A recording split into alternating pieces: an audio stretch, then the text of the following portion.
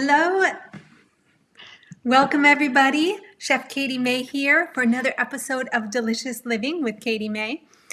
Instead of me being in the kitchen today, we have a special guest joining us from Plant-Based Telehealth.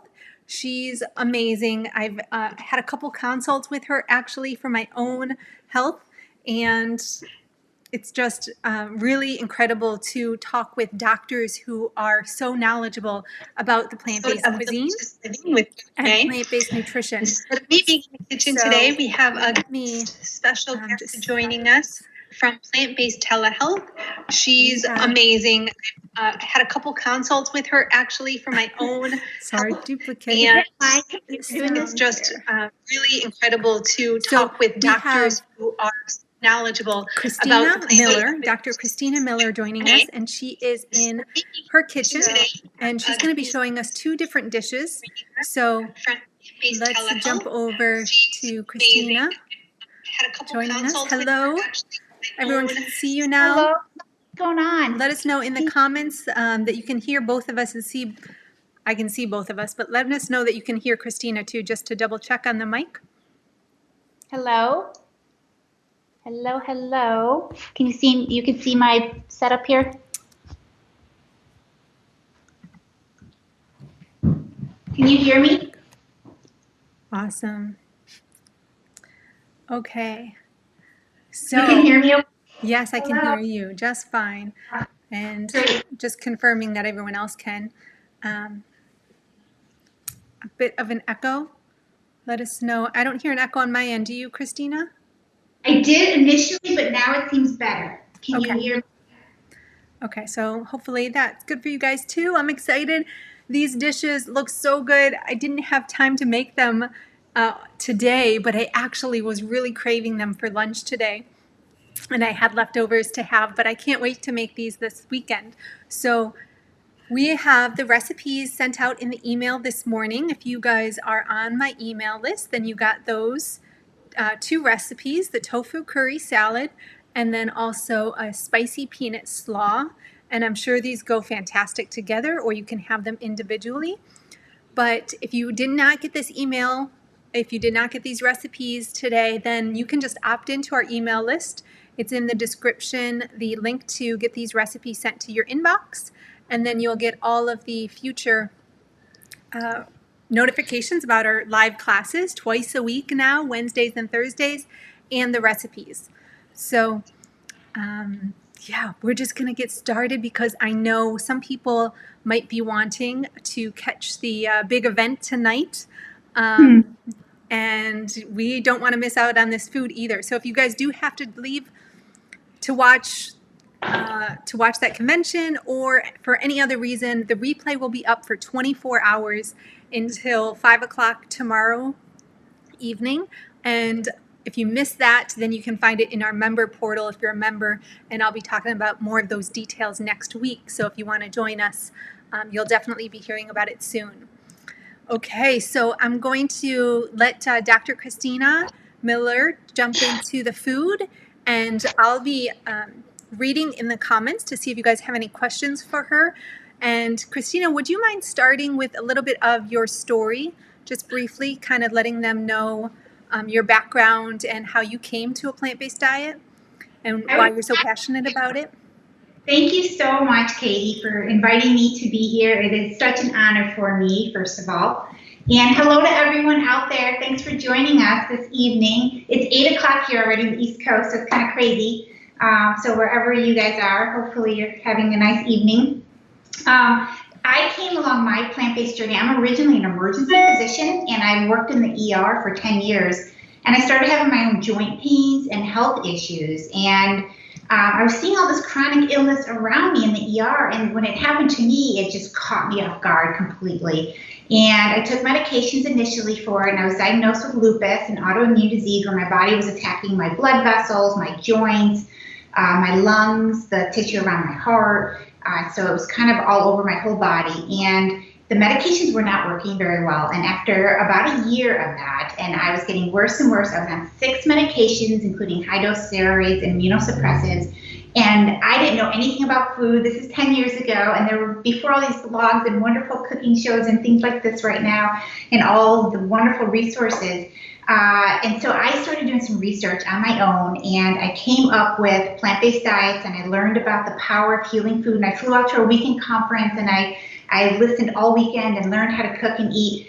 And I flew back home, and I went through all the data, the research myself, and I couldn't believe it. My mind was blown that there was so much evidence about this, and overhauled my diet overnight, and I never looked back. And so Katie and I have talked about this before. It was quite a journey for me. It wasn't one of those where I went plant-based and all my symptoms were gone, and within 3 months I was healthy. It was quite a journey. And so there was a lot of this, better and worse and better and worse, always moving in the right direction, I felt like. So I knew I was making progress. I knew this was the right pathway for me, but it definitely had challenges. And we're going to talk about some of that today with my cooking. And since then, I've been so lucky. I've learned so much in my studies because I've been on this quest, this mission to learn about what makes people sick, about the immune system, about why our bodies would even attack themselves initially for all these autoimmune diseases. And to get to the root cause of illness. And so I studied integrative medicine, did a fellowship in Arizona with Dr. Andrew Weil. I studied under Dr. Furman. I did the T. Colin Cornell Campbell class at Cornell. I just went to conference after conference after conference, studying it and learning. And so I am now lucky to work with Plant-Based Telehealth. It's an online company where we offer plant-based medicine and share this with people all over the country. And it's been such a joy to get to work with different people and help people learn about what is the root cause of their own illness and how they can take it back using food and lifestyle and whatever other factors. And sometimes it is medications, and so we kind of integrate it all into a full comprehensive package. So that's my story before we get to the fun of the food that we'll be preparing today. Yes. Awesome. There's just so many nuggets in there. All those doctors and kind of different programs you've learned under and trained with really impacts the knowledge you have to share with others and your own experience in the kitchen and how you work to heal yourself, and then how you can take that into your practice. So I just love that. And she mentioned plant-based telehealth. I strongly encourage you guys to check that out if you haven't yet. If you are interested or know anyone interested in finding a doctor who understands plant-based medicine and can help you in that way, definitely that's the place to go, because I get so many questions of people who are interested in reversing their disease or some specifics, and I can't address all of those. Most of them I can't address. I work with the food, so that's a great resource. Thanks so much for sharing. Okay, so tell us what you're making, and let's just dive into it. And I was going to say, on a similar note, Katie, you're such a good resource, because after I work with patients and share different programs and we figure out what's going on with them and the plan that they have, it's awesome to have places like this where people can learn, okay, if this is what I need to eat to get better, then how do I do it? So it's wonderful. Thank you. Yeah. Okay, great. We're going to make 2 of my favorite recipes, and I'm going to talk about the challenges, though, and how I got them to be the way they are. So they're flavorful and they're fun recipes, and they're meant to be that way, but they don't always have to be that way, and they didn't start that way. So I'll explain what that means in a minute.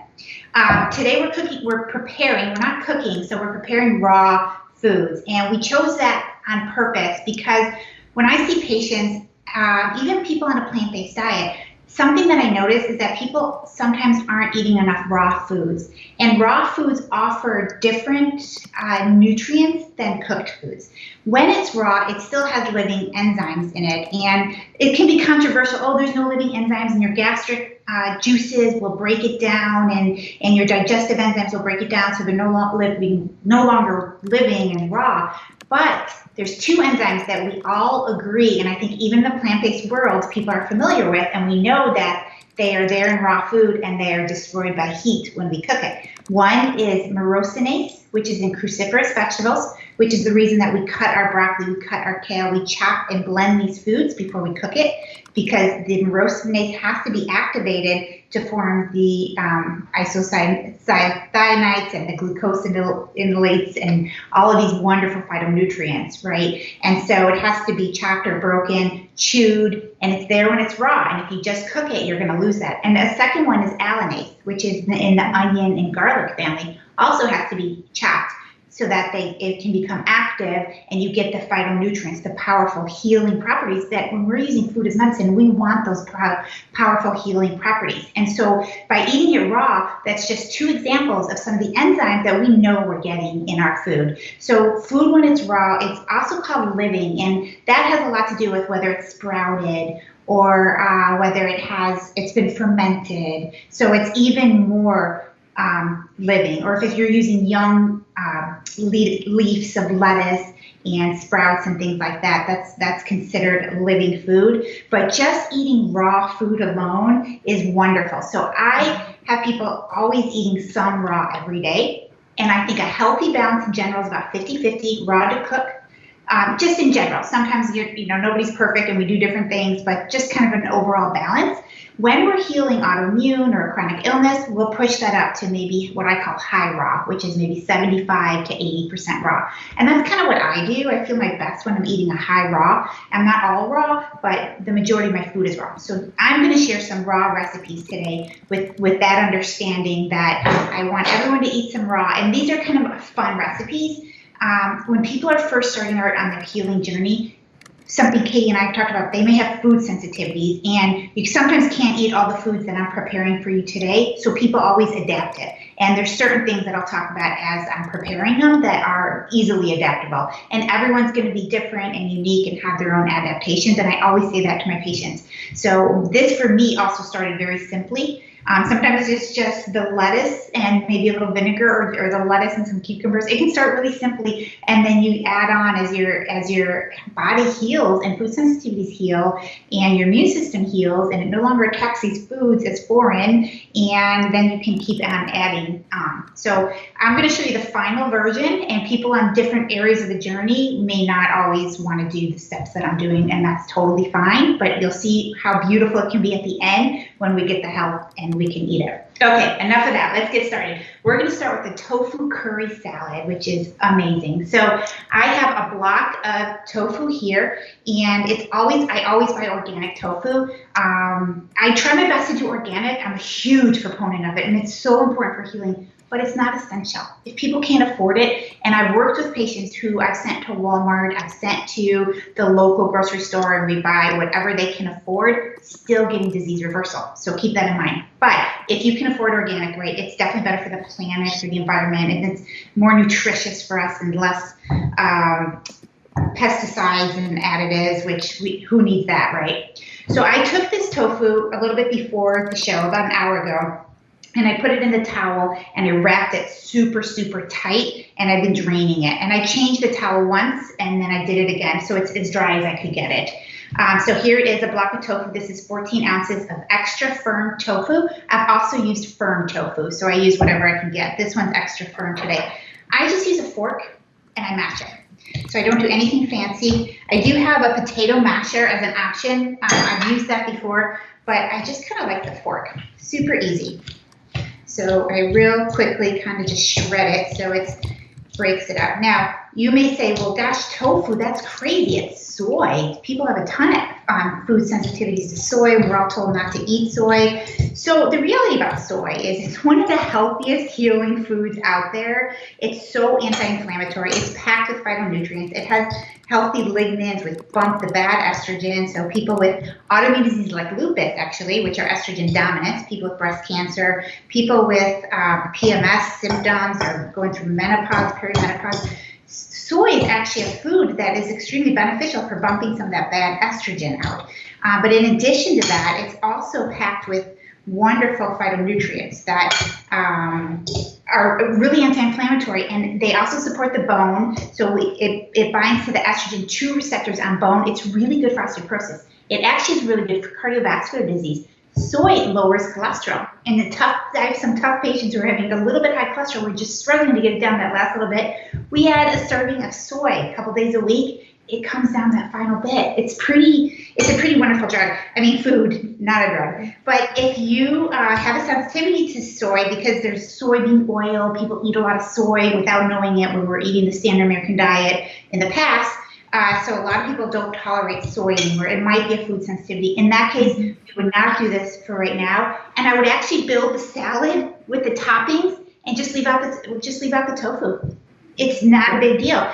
If you can eat tofu, I like tofu because it's still raw food. It's been pressed, but it's not cooked. So it still fits in the raw category. But if you are doing a little bit of cooked and you don't do well with soy, you can also switch it for beans, white beans, pea. You mentioned that, the chickpeas. Yeah, I used to do that. And it's delicious that way too. So you easily can switch it with bean. But because I've been doing so much raw myself, especially in the summer, I just crave my raw. So I switched it to just tofu, and it was a delicious, amazing recipe. So there are options to switch out of that, and that could be something you work towards, or maybe you're just avoiding it right now. No big deal. So there it's shredded. You can kind of see it's ready for my base for this tofu kind of fish curry salad. Okay. So the next ingredients, I've measured this all out for us already. I have 2 teaspoons of mustard, and I bought an organic mustard. I just do the best I can. I currently live in rural New Hampshire. I've only been here for a year now, so it's kind of new to me, and we don't have Whole Foods here. We don't have some of the stores, so I just do the best I can, just like you guys. I hope you're all doing wherever you may be. I got this at the local co-op. It's just an organic Dijon mustard. But I like it because it is low sodium. It's one of the lower ones I can find. No artificial flavors, good ingredients, turmeric for the color. So it is mustard seed, turmeric for the color, vinegar, a little bit of salt. So it's not a terrible ingredient. So the whole thing will not, I only use 2 teaspoons, so it's not a significant amount of salt. And so add that little bit of mustard. Mustard is one of the healthiest condiments, actually, that we could be eating. And the mustard seed in it actually activates some of the cruciferous vegetables even more. So it's cruciferous itself. So it's just a wonderful additive to food. So that's the mustard. The next ingredient is the juice of 1 lemon. And I used to say like how much it should be, 3 or 4 tablespoons. You know, the truth is I just use the juice of 1 lemon. If it's a juicy lemon, if it's a not juicy lemon, it's the juice of 1 lemon. And it always turns out good. But you can be a little more precise, but I add the juice of 1 lemon. Okay, next I have apple cider vinegar, which is this one, 1 tablespoon of apple cider vinegar. And again, you can use any vinegar that you like. If you like a rice vinegar or a different one, I really like apple cider vinegar. It kind of adds a nice tang to this dish. Bell pepper. I have 1 bell pepper here, and I just cut it up so you can add any color. And I'll tell you, I've made this recipe so many times. I don't always have every ingredient, so it's nice when I have all of this prepared today for you guys, but it's delicious any way that you may make it. So feel free to make substitutions. I feel like these are all about substitutions. Okay, then I have, this is green onion, and so they're scallions, and they're from the garden actually, so it's kind of exciting. And I'm just going to add about 3 onions worth, leave a little bit for garnish at the top. Then I have 1 cup of frozen peas. So the peas are actually just shelled, so they are still a raw vegetable, so they haven't been cooked. And I actually got these from the garden, so isn't that crazy? I have a CSA, and they gave us shelled peas. I was like, are you kidding me? So I've been eating them, so I've saved this cup for this dish. So I can't believe it made it. Yeah, but I don't always put the peas in. I'll tell you, this is a treat because I happen to have them. But you can also buy them frozen, or you can leave them out, which I've also done. So I'll just kind of mix it up a little bit, just sort of toss it right now before I add the next ingredient, which is going to be the curry powder. So, oh, it's so fragrant. I'm a huge fan of curry. Now, not everybody is. So if you don't love curry, don't use it. This is a good salad as is. It certainly doesn't need it. But I just love curry so much. I'm always trying to get more turmeric and some of these herbs that are in here. Herbs just really amp up the anti-inflammatory factor. So I'm always adding herbs and spices to my dishes. But turmeric in here is a huge bonus, and then just I just love this flavor. So if you like curry as I do, this is 2 tablespoons. So, but again, you can make those adjustments. This is 3 celery, also from my neighbor's garden. Can you believe it? I've never seen homegrown celery before. So because I used to live in the mountains of Colorado, we certainly didn't have anything like this. So it's so gorgeous. Look at that. It's really deep green, but it smells like celery. So that's 3 celery stalks that have been chopped up. And then I have this, which is 2 tablespoons, I believe, of nutritional yeast. And I always buy the unfortified because I don't want any fortified. I don't want anything fortified. I get everything from my food, or I take a good multivitamin, but I don't want each new food to be supplementing me with anything else. So this is unfortified nutritional yeast, which adds a really delicious flavor to it. I've left it out before, and I've been like, why does this taste different today? So that's an important ingredient to me. And then this is 2 teaspoons of coconut aminos. And so coconut aminos are kind of like a fermented type of soy type thing. And they're a little bit salty, but they're so much less salty. I used to use Bragg's aminos, and that's really salty. So I switched over to coconut because it's significantly less.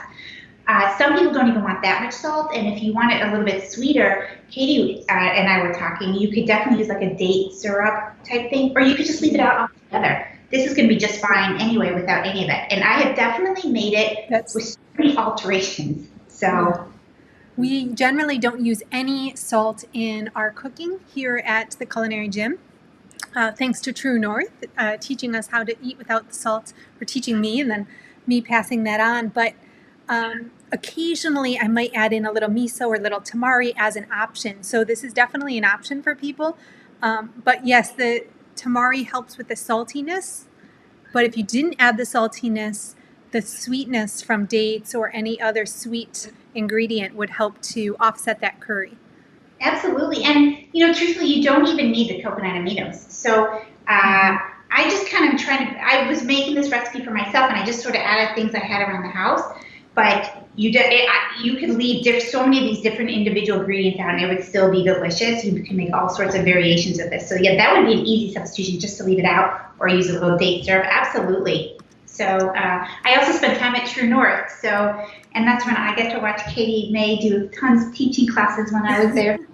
So I should know that also about the salt. So I do try to keep it low sodium, but I've added that for flavor. Yeah. And then grapes. So I happen to have organic grapes right now. I'm pretty particular about my grapes because they can be pretty contaminated. It's one of the dirty dozen, grapes are. And so I was able to find right now, this time of year, you're able to find organic grapes perhaps. So I do have them. When I don't have grapes, I'll use organic raisins or nothing.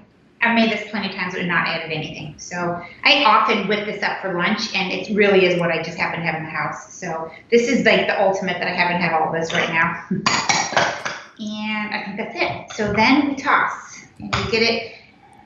What's cool about this is because of that curry, it's going to get like a really deep, beautiful yellow color, and that's what we're going for. And I am someone who loves color in my food. I love color, and so I love that it has the red. I should have used an orange bell pepper. It would have been pretty like that. But it has the green and the celery and the peas. And then it's bringing on that orange color and the turmeric. And I can smell it. Oh my gosh, that curry powder is incredible. So there it is. And then just the last few little tricks is when I'm serving it up.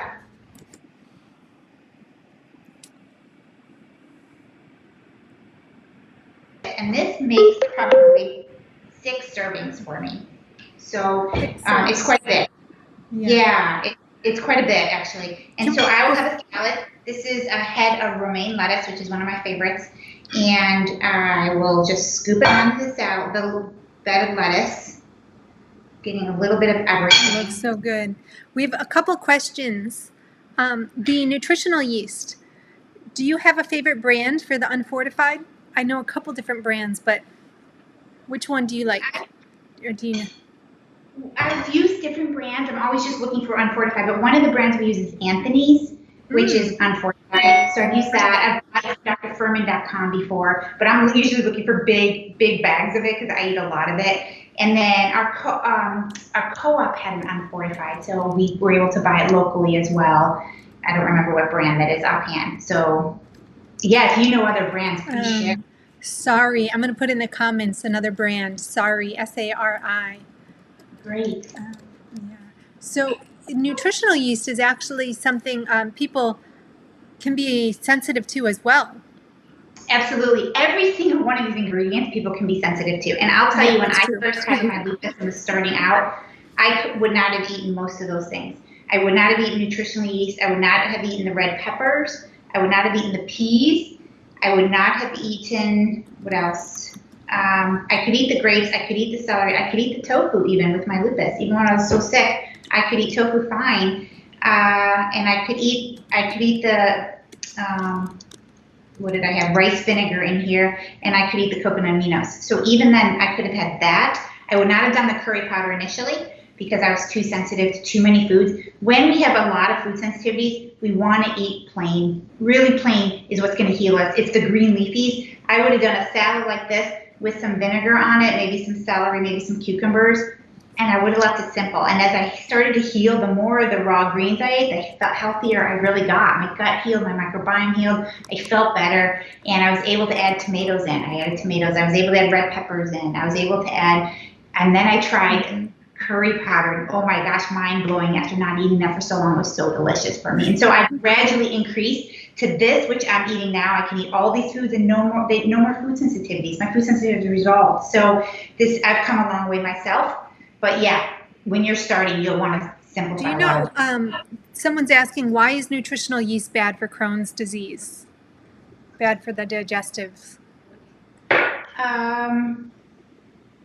Some of the yeasts are bad. I'm not sure that nutritional yeast is bad. When you're having an acute flare, I have a couple patients with Crohn's, and I don't think nutritional yeast is on the list of things that they're not eating.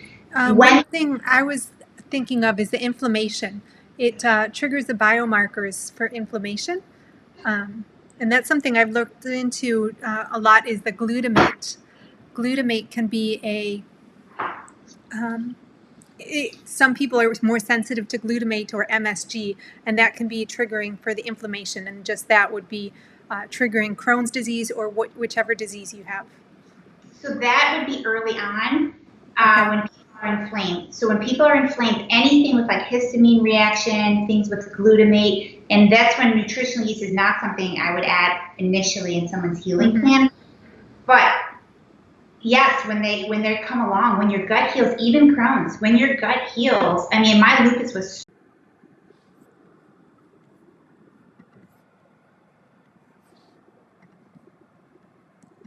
Are we back live? We are. Hi, everyone. I'm just making that call again. Tried to call in before I went live, but it didn't go through. So hopefully this works.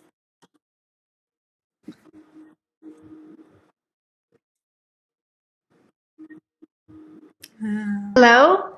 There we go. We're back. Okay, where's my camera back? You just got to show your camera. Okay.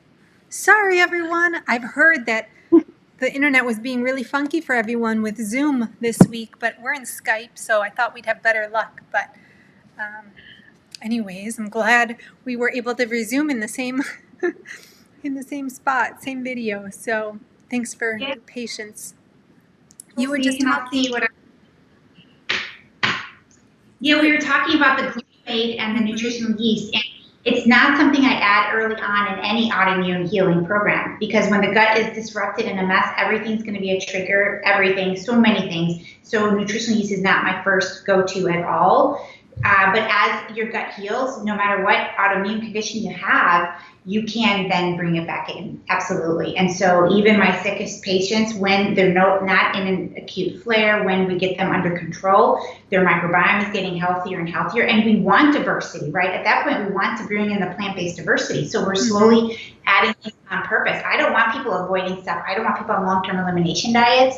That actually can cause us more damage. So the goal is to get us as healthy as possible and then slowly bring things back in. And so nutritional yeast is fine to bring back in for for most autoimmune people, unless someone has something certain. But I have people who are eating it, so it should be something you can eat down the road. Yeah, that's the goal, right? To heal the gut instead of just taking the medicine or avoiding eating specific foods forever, right? We should be able to have everything.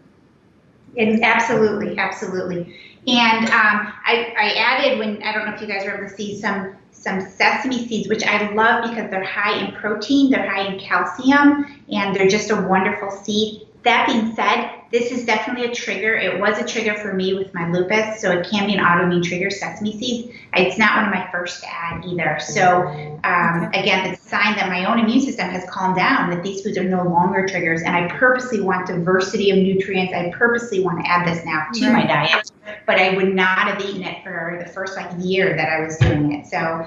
So again, this is a plan, and as I build plans with my patients, I'm explaining a lot of this so people kind of know where they're starting, but this shows you the end point where all of us. It looks fantastic, and I love how many greens you have there. You know, it's not just the tofu salad. You actually have a lot of the raw veggies. And truthfully, the way I would eat this is I would sprinkle just a smidgen more vinegar on it. I can't eat it tonight because it's already 8:30 and I don't eat this late at night. So this is going to be lunch tomorrow and I'm like drooling myself, or even breakfast. I'll eat for breakfast. I'm always trying to get more raw greens in me, so it's perfectly set up. But I'll drizzle just a little vinegar and mix it all in, and that curry powder is just, it's so aromatic and fragrant. And it makes eating greens, right?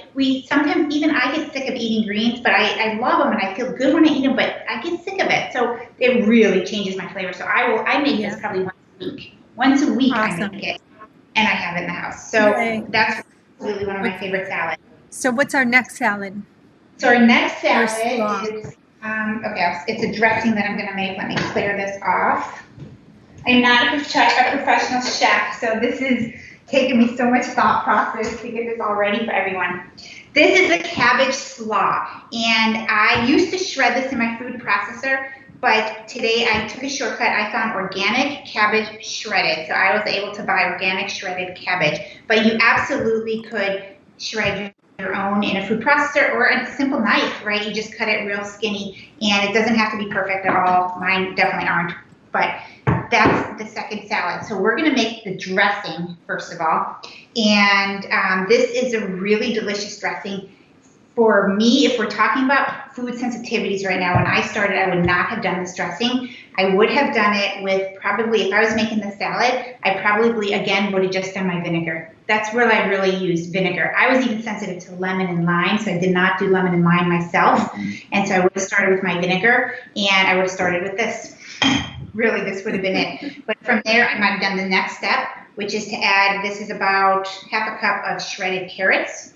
So I would add some carrots to it, and I have vinegar right here, and that's going to go in the dressing. So this is actually the salad. I'm going to leave that for the next step. So this is for my dressing. I put it in a jar because why dirty a whole blender, right? I'm always trying to be simple and do quick meals because I got stuff to do as well. I know you all do too.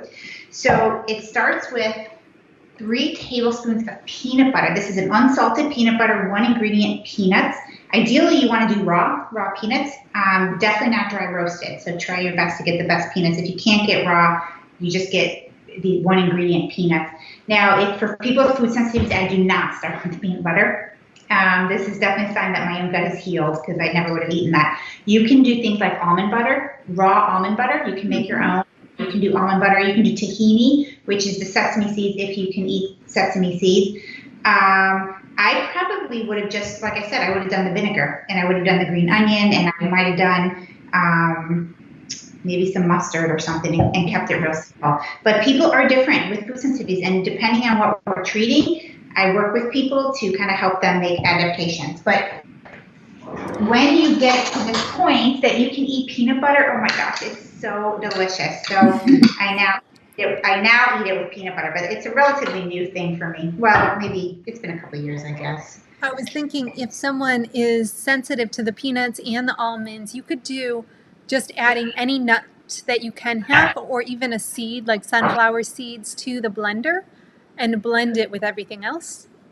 Yeah, you just add like a smidgen of water and you add whatever seeds and you blend it with everything else and you blend it right in. Or you don't even use it. Like I for a long time, this is actually not a bad thing with some apple cider vinegar or some rice vinegar. It's actually not bad at all to eat it like that, which is how I did for a long time, keeping it simple. But yeah, right. So you can use whatever you can eat, make it your own. Okay, then it calls for about 4 tablespoons, 3 or 4 tablespoons of warm water. So I warmed this up before we did this video. So here's 1, 2. I like mine a little thinner, so I'm going to do 4. You can do 3. You can kind of adjust it to the way you like it. Regarding allergies, specifically, someone's wondering, how do you know if you're sensitive to lemon or lime juice? But I want to extend that to how do you know if you're sensitive to anything? That's a great question. Until I had food sensitivities, I didn't know myself. So typically an autoimmune person will feel something when you have it, and you may not feel it right away. So you would not want to start with a dish just like I have. You'd want to start with something like this that has a couple of ingredients, and you eat it and you see how you feel the next day. And then 2 days later, you're going to add the next ingredient. So you kind of watch how you're feeling. I tend to start people off on a couple simple ingredients, unless they're just doing well. We can also start the other way on the plant-based diet and kind of see how they do, and then start teasing it out. But usually you'll notice things like joint pains, gut issues, low energy, brain fog, not feeling your best. And so I always tell people, you'll know when you hit it right, when you don't have anything bothering your system and you're still getting raw, wonderful nutrients in you, you have this new energy and optimism, and it's a good feeling. And so you feel better. You just feel better. And so again, I would not start people with peanut butter. I would definitely start them simple, let them feel good, and then bring it in, or lime. Or for me, when I had the citrus, I got joint pains afterwards, but many of my patients, they may feel fatigue or they'll feel gut issues, and they know to back it off. Heartburn, and these all improve. They all improve. So it just means, it's easy to get frustrated and feel like, my system is so messed up. But that's okay. It's just the system is telling us it's not yet there. It's still recovering itself. So you put it aside, you keep working on healing, and you bring it back in, because the goal is to eat a diverse diet eventually. Right. So I added that warm water to this, and it made it kind of a creamy. I'm actually going to add just a touch more of it because I like it even a little bit looser. So you can make your adaptations. I like kind of more of a runnier dressing, but if you like it thicker, feel free to leave it like that. So I added probably another good tablespoon. Okay, so I have that. Then I have a couple other ingredients I'm going to add. So this is a tablespoon of apple cider vinegar, or is it rice vinegar? Hold on, let me see which one I used here. This is, here we go. This was, just so I get it right here for you guys, apple cider vinegar that I used here. So I'm going to add that in. You could use a rice vinegar or a different one. This is just, it tastes delicious with the tang of that. And what else am I going to add? Oh, here it is. This is the lime juice. I would not have added this early on. When I made this dressing initially, I used just the apple cider vinegar, and I put some the green onion in it to give it a little extra flavor, and I put some black pepper, which I was able to eat at that time, and that was it. That's where it was. I didn't even add almonds to it, but you certainly could. So that is going to be, am I missing anything? The lime, the warm water, peanut butter. Yes. You have your own website as well, and I think you have some recipes there. I can share that with people. Absolutely. Yeah, my website is eatandlivehealthfully.com, and it's all spelled out, eatandlivehealthfully.com. And I do have recipes. They're all made gluten-free. They're all made without, I say salt, oil, sugar, but you can tell I did use coconut aminos in that last recipe. So, but they're made without extra added table salt. And so, and they're all made to be autoimmune healing. So there's a lot of raw. There's some very simple ones with like butternut squash and sweet potatoes, kind of the simple ones. And then I'm trying to add more diversity and choices for people. So I've stepped it up. And this is date syrup. So this actually works out deliciously. So you can add a little date syrup and keep it sweet no salt. If you wanted to, a long time ago, I used to eat Bragg's, but it's so salty. I cut that one out. You could also switch for the coconut aminos. But the date syrup actually works out really well. And I shake it. I like this because it's super easy. This, again, Katie had a great idea. You could easily put it in your blender. Absolutely, and just blend it. I am often trying to stay simple and not make a mess, but why wouldn't you just throw it in your blender? Okay, there it is. And there, oh, I forgot one last ingredient. So a sprinkle. So this is not something I would have added on early either. I avoided all red pepper because it's a nightshade. Cayenne pepper. This is cayenne pepper. I avoided it all for about a year. And then as I was healing, I brought tomatoes in, I brought red peppers, bell peppers in, and I brought, again, the cayenne pepper, the curry powder. Oh my God, I love it. I didn't even realize I liked spice that much. And it really enhanced it. And it doesn't take a lot.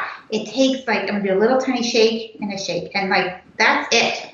So it doesn't take a lot, and it adds just a little something that makes it, it's not really gonna be hot crazy, but it adds that peanut butter with a little kick, and you'll taste the peanut butter, the lime, and that little bit of the kick that I just added, and that is what makes it superb. Yeah, I just gasped when you said that you avoided that pepper for a year, and because I've been avoiding doing an elimination diet and really reversing my own food sensitivities because it takes so much dedication, and as a chef, that's not something I'm going to want to do.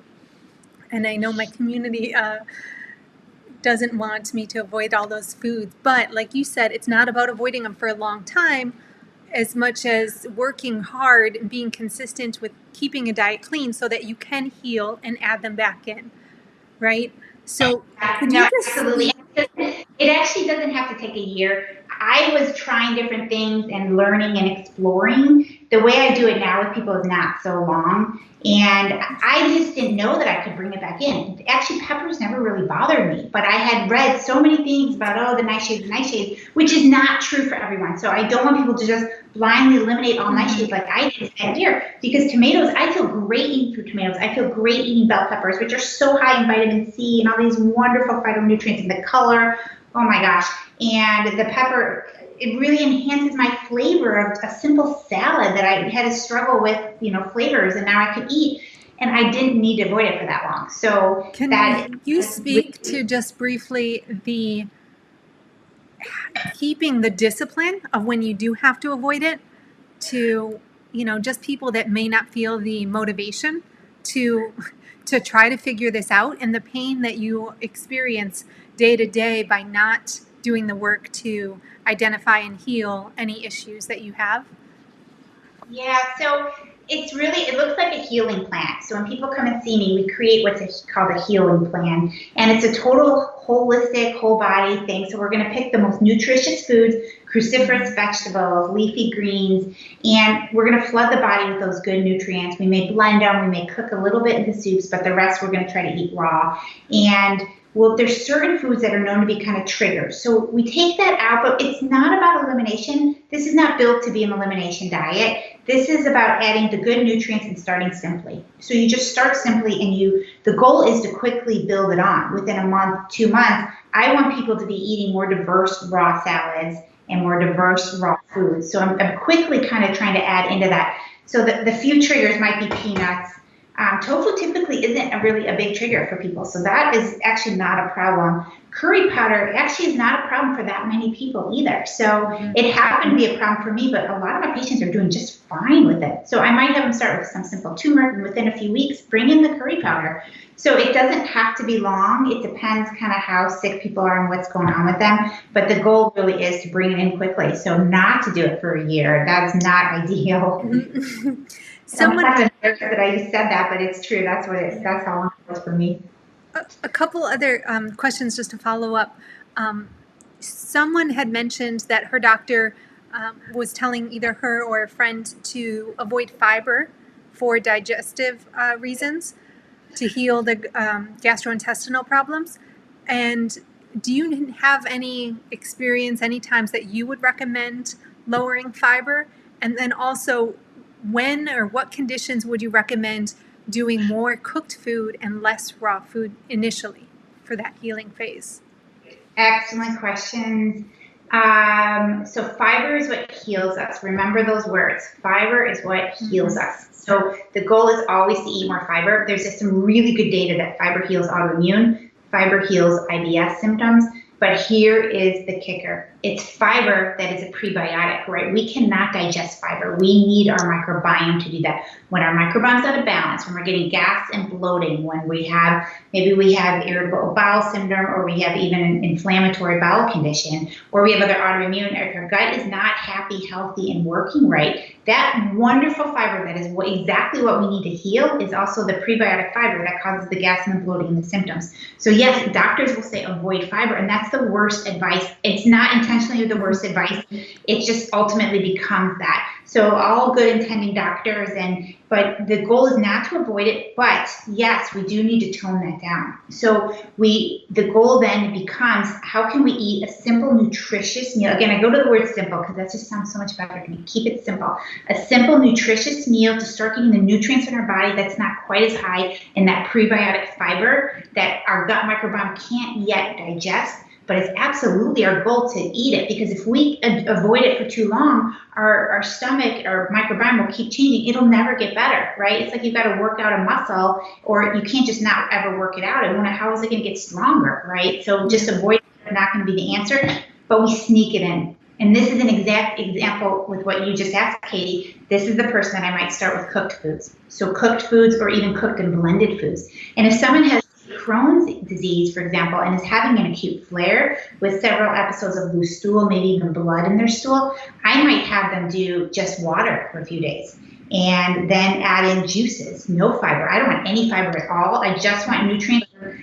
Just like if you're rubbing sandpaper in your hand and it hurts, the answer is going to be not medicine or certain foods, but it's going to be take that sandpaper off. So if it's sandpaper in your gut, inflammatory food, we got to take it off. So we may rest the bowel for a few days, flood our body with water, maybe healing green nutrients, and then do cooked soups and even blend them initially. So they're blended cooked soups. And from there, then maybe just a cooked soup, because what's happened then, it's already slightly digested for you. The prebiotic fiber is already slightly digested. It's so much easier on the gut that way.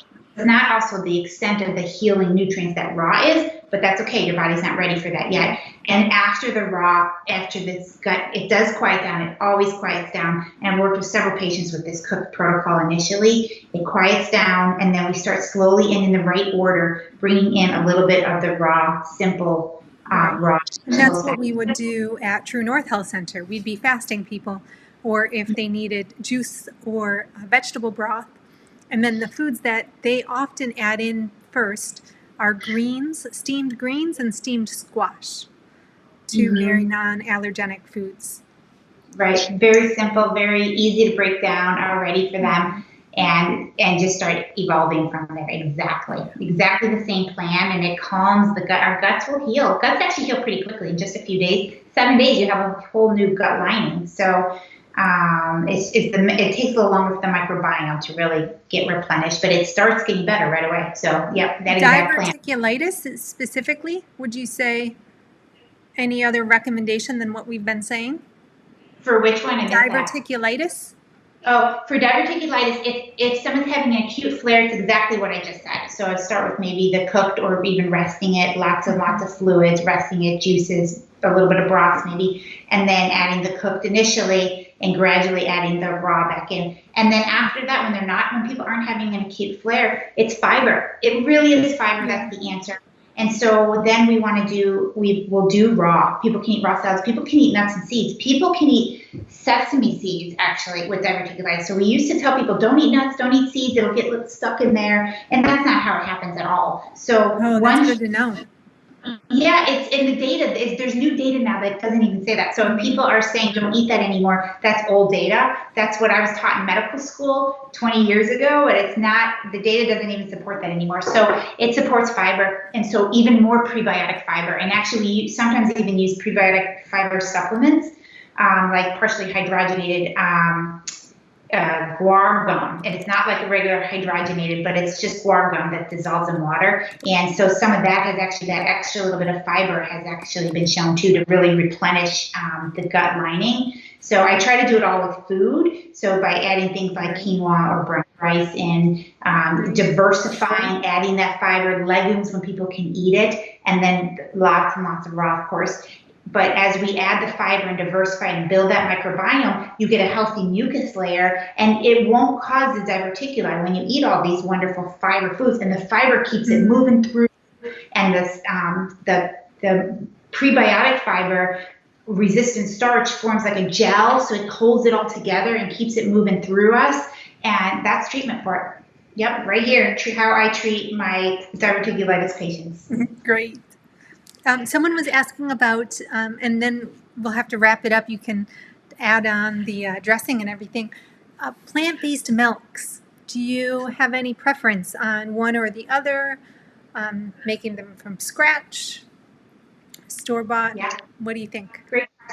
It's always best if you can make it from scratch. And my rule of thumb, and this is really important for autoimmune people, is you don't want extra chemicals and additives. All that extra stuff can actually disrupt our guts. So things like carrageenan, which comes from a seaweed, I believe, but it can disrupt our gut microbiome and our gut lining and the wall of our intestines. And so I definitely avoid that. And I always just read labels and try to find it with, I don't want added nutrients. I don't want extra vitamins and all that stuff. I told you I don't want that for my food. So I will try, if you make your own, it's almonds and water, and, it shouldn't have all these extra ingredients. So really read the labels.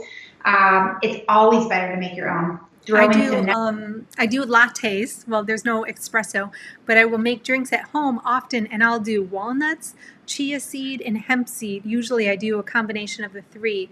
Sometimes I add in some others, but you can definitely make your own milks and avoid all of those added ingredients.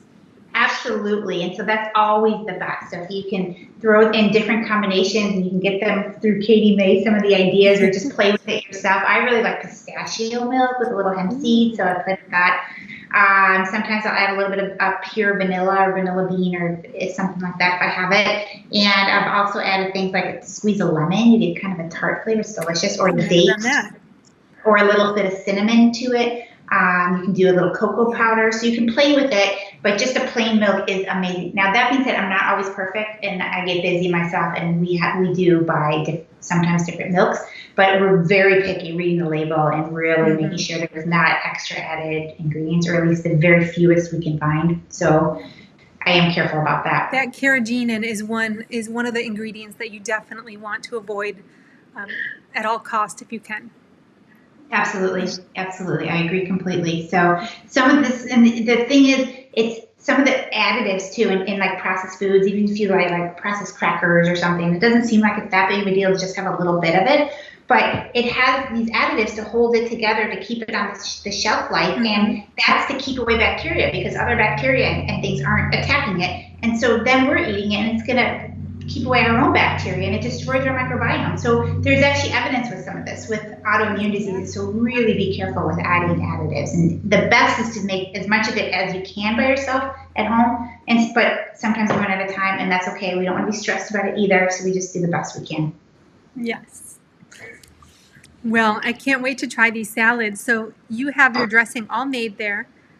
And my last ingredient I'm adding is just a little bit of green onion. Okay. Again, I need the color, so I'm going to add just a touch more. And that's all the salad is. It's really cabbage, slaw, carrots, and green onion. And then I add my dressing to it.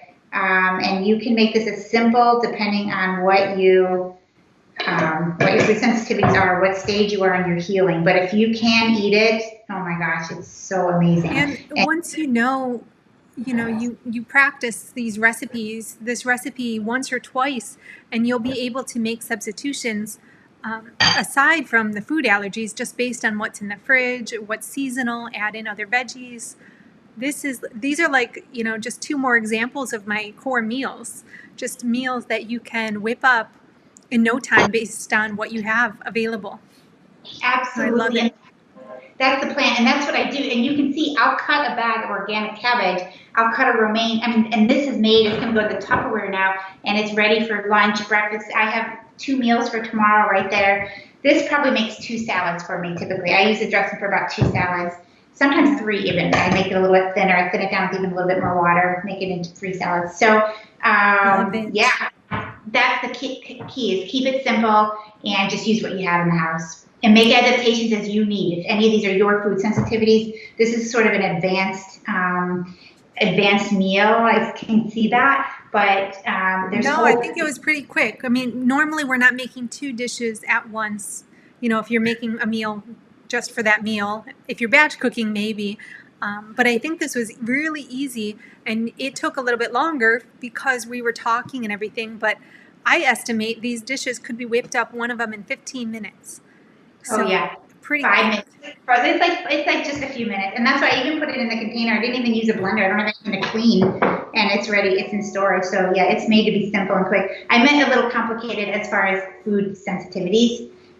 Maybe not the first thing. I think people liked it.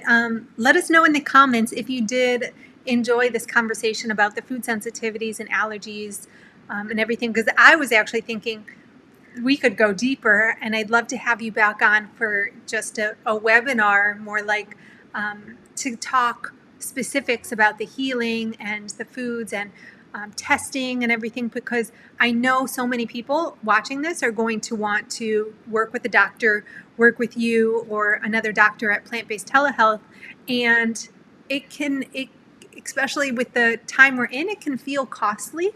And they might want to just have more confirmation or a little more understanding of whether it would be worth it for them or what they could do on their own if it really is cost prohibitive. So that's what I'm thinking. If you guys like that idea, let us know in the comments if you want to see Dr. Miller back. But I'm so glad to get you in the kitchen because I love, even as a chef myself, I love seeing other people make these healing meals that look so delicious and make me want to continue with this lifestyle too. So thank you so much, Chris. No, my absolute pleasure. Thank you. It was wonderful to be here and to share with you guys. And I just want to say, wherever you are in your healing journey, we always get better. Our bodies heal, like they want to heal. They're healing machines. So when we do it right, we can eat these wonderful, amazing foods. So yeah, absolutely. Happy to help whenever I can. Absolutely. And do you know Dr. Clapper works at Plant-Based Telehealth? Well, next Thursday, same time, guys, we are going to have Dr. Clapper's beautiful wife on the show, Elise Jones. She's a yoga instructor and an amazing cook as well. She's going to make us her famous gazpacho. So with all the tomatoes that are in season, I thought that would be an excellent thing to share with you guys. So we'll definitely, everyone's saying we would love to see you back here, Dr. Miller. So we definitely will. Thank you so much, everyone. Thank you for being here with us tonight. And we will see you next week, Wednesday at 10 a.m. and then Thursday at 5 p.m. So have a delicious weekend. Enjoy these salads. And we'll see you next week. Thank you. Bye. Thank you. Bye.